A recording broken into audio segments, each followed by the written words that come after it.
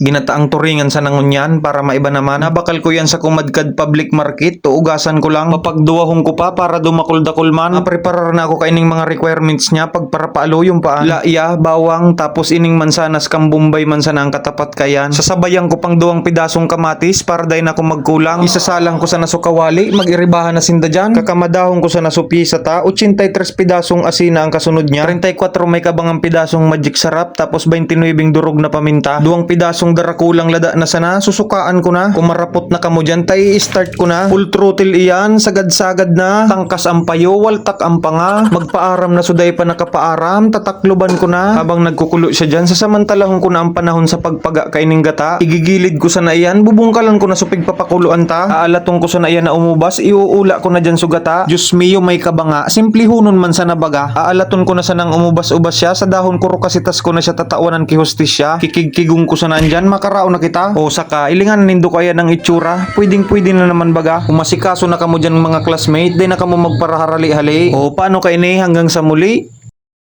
Magkaraon tabi.